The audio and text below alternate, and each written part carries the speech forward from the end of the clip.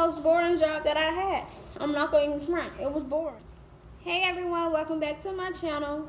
I know it's been a while since I posted a video, so the first thing that I'm going to say is Happy New Year to everyone.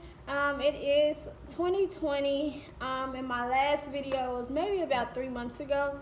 But as you can see by the title, this is part 2 of the different jobs I worked as a medical assistant. Hey Tinka. Okay, so I pushed this video off too many times, and I was gonna continue to push it off. I was trying to wait until this little mama went to sleep today. I was trying to wait till she went to sleep. This is my off day, and I am currently at home all day. It's rainy and it's ugly outside, so I decided that I wanted to just record the rest of the parts today. So if you see the rest of my videos in this same scrub top, that's because I'm just recording the videos back to back to back. This is my baby girl Zanaya. I don't know if you guys watched my labor and delivery vlog, but she is currently 5 months. Hey Tinka. Hey Tinka. Okay, so yeah, she is currently 5 months. And she wouldn't let me do the video today. So I decided just to go ahead and do this sit down video with her on my lap, just to explain to you guys about part 2. Part 2 is going to be about my first official job as a medical assistant. Now this job I was getting paid and with this job it was at a private clinic. It was owned by a father and son, and it was a family clinic. So at this clinic, we seen from newborn babies all the way up to geriatric patients, which is older patients. So I'm going to start by first letting you guys know how I got the job, and then letting you guys know why I left. So first thing first, I had just finished school. I just finished my externship, and I did my was doing my mock interview, like the second part of my mock interview with the school. I don't know what I forgot what we call them, but it's like the career.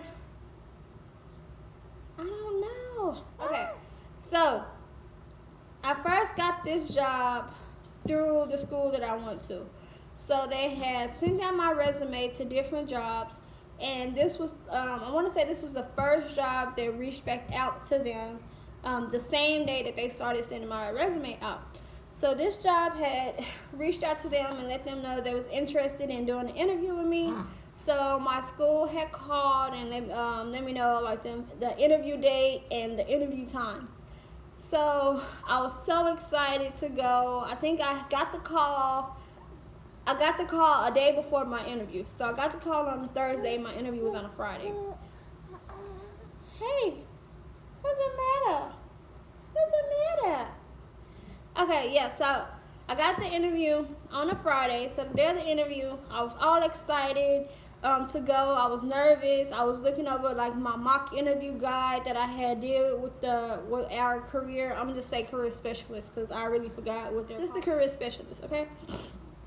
So I had all my paperwork. So since I got the call about the interview, I went over the whole packet of what to wear, the different questions that may be asked, and just at preparing for the interview. So the day of the interview, my first impression of the clinic was it was busy. When I walked in, it was busy. They had the whole lounge or the whole waiting room. It was filled with patients. So I walked up to the window and I let them know I was there for an interview. I wanted to ask for the office manager. So they told me to have a seat, and I was sitting for about 5 minutes. You interested in my story? Yeah. You interested in my story? Yeah. If you put that light. Oh, the light beaming on you too. Okay. So I was sitting in the waiting area for about 5 minutes, and then the office manager had came out. She introduced herself, then I introduced myself. What is it?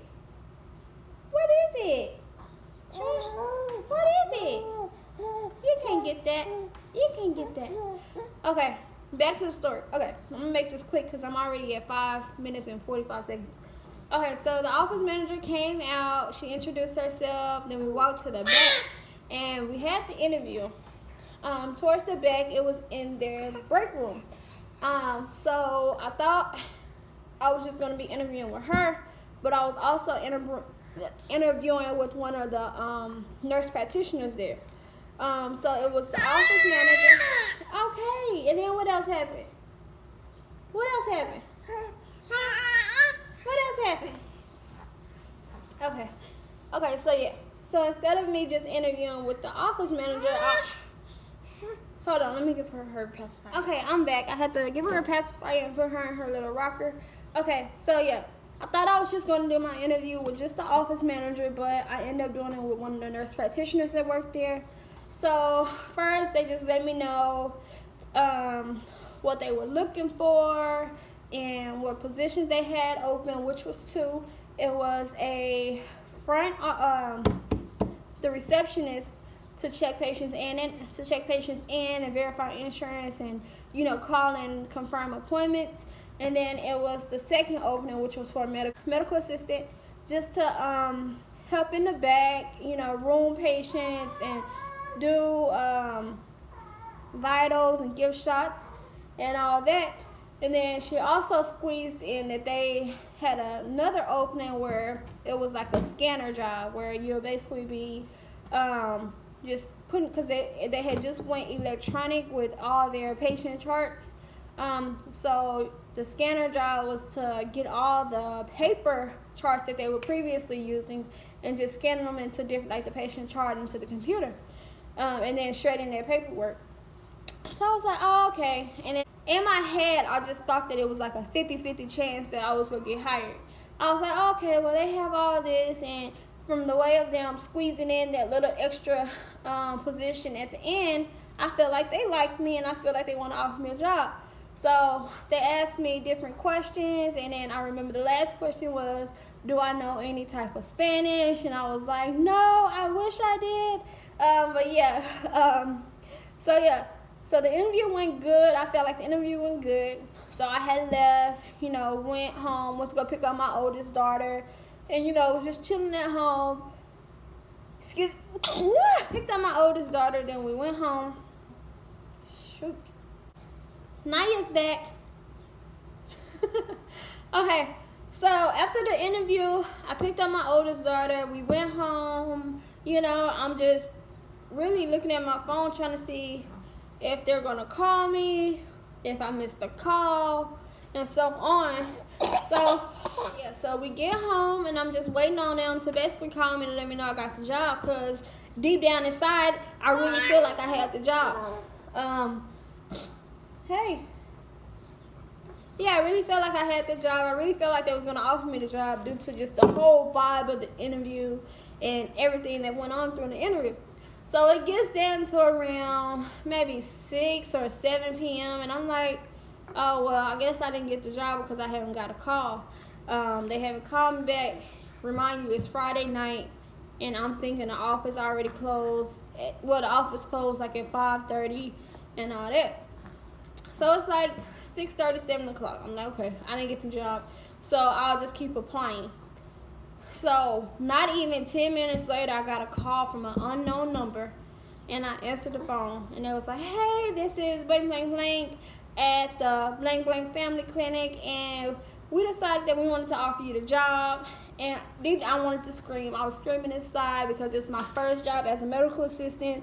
I just completed my externship not even a week ago. And, I'm about to start getting paid. Not minimum wage. I was thinking I was about to start getting paid money. And me and my daughter was going to move out my mom's house and all this and that. So I was really happy inside. They offered me the job, and then she wanted me to start that Monday. And this is like the same weekend of my oldest daughter's birthday. And I was like, what a way, to start off the new year.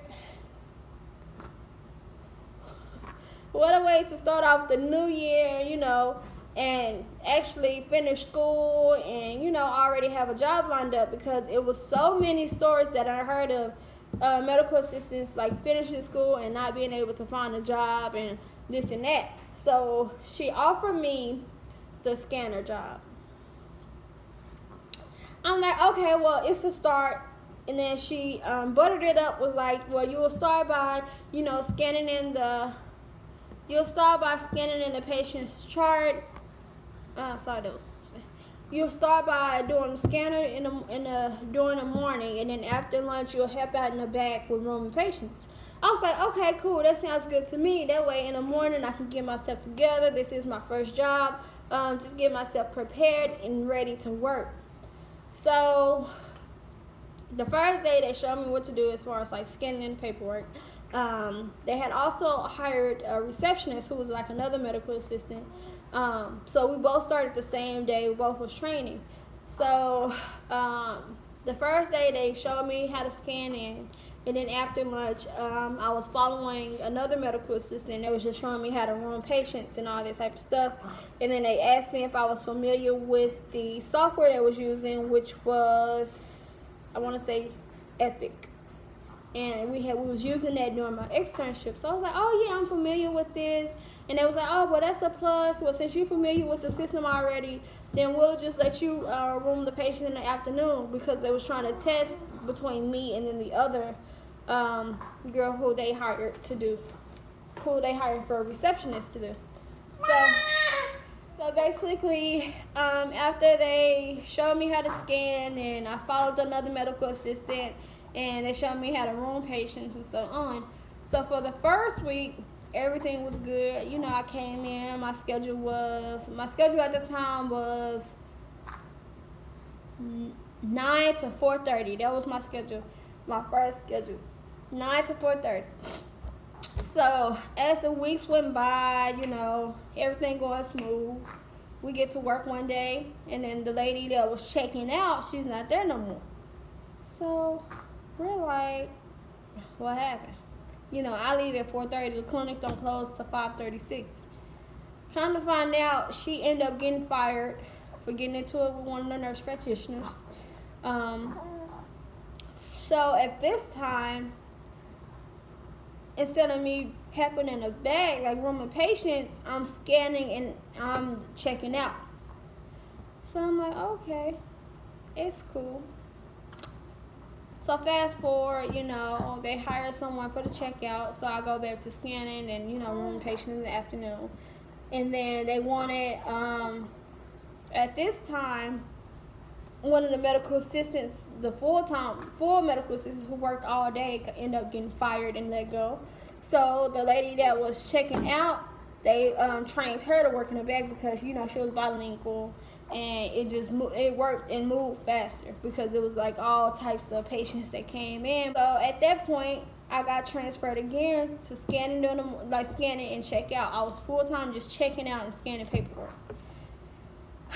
It was kind of boring, I'm not gonna lie. It was boring just scanning the paperwork in all day, every day, and also just checking patients out. And then if they needed like an excuse note, then I'll get them excuse notes. And that was another thing. School and excuse notes, work excuse notes.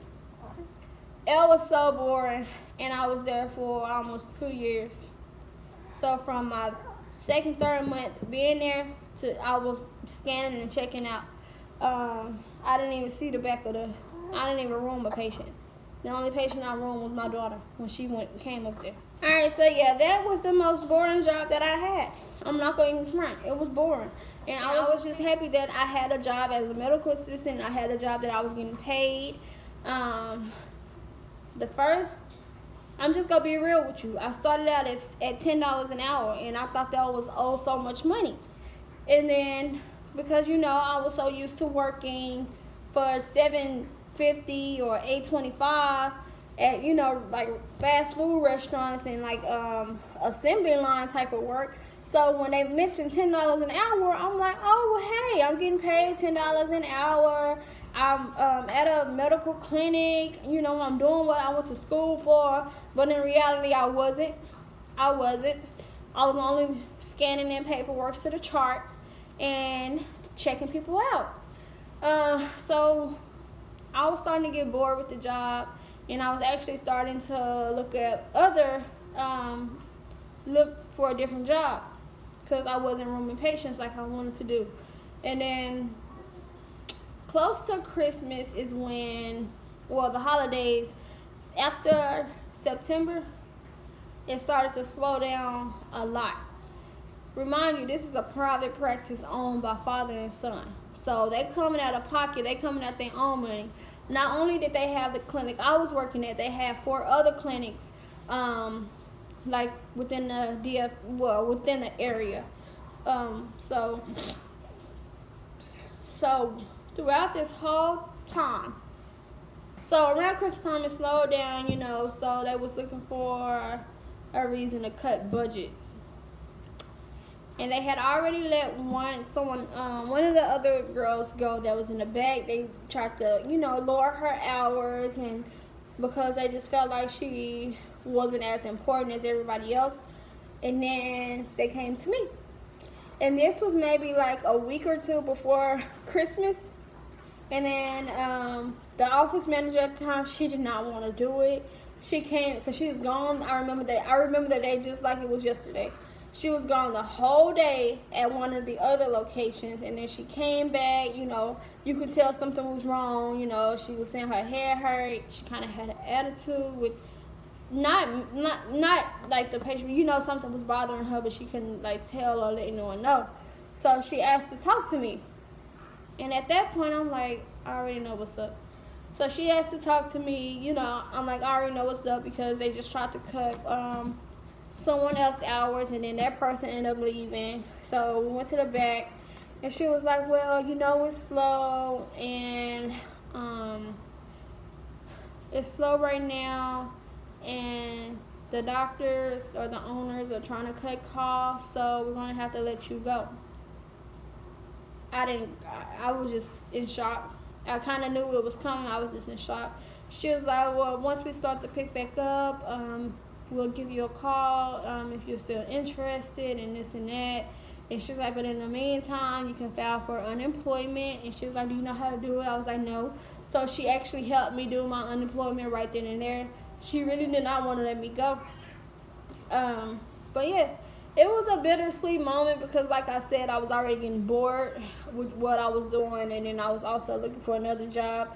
So, the unemployment, it kicked through. It helped out for what I needed to help out with, but I was also in the process of looking for a job. So when I got home, I was just on the computer, just applying for different, like, other medical assistant jobs, and then I actually reached back out to